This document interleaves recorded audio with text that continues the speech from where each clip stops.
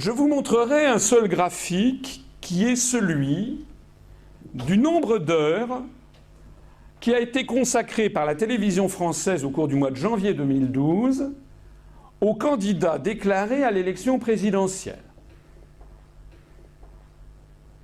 Ce qui est dramatique dans ce graphique, c'est qu'il est l'illustration exacte de ce qu'ont découvert les Américains et les études de sociologie venues d'outre-Atlantique depuis maintenant un certain nombre de décennies, d'années.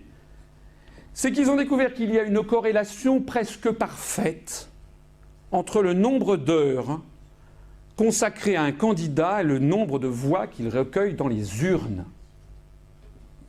Ça pose un vrai problème éthique. Parce que ça veut dire que quand vous tenez les médias, et quand vous tenez en particulier la télévision, vous pouvez faire élire un cheval. On peut faire élire une brêle complète si on arrive à le propulser constamment dans les médias avec des journalistes qui sont des journalistes de complaisance.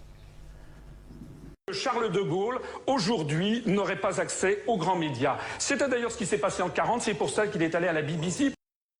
Retrouvez nos analyses, nos propositions, adhérez ou faites un don sur upr.fr. Retrouvez-nous aussi sur Facebook pour partager des idées et participer au direct. Twitter pour suivre les réactions de François Asselineau au jour le jour. YouTube pour ne rater aucune de nos vidéos. Pour nous aider à rétablir la démocratie, poussez-nous, abonnez-vous, partagez.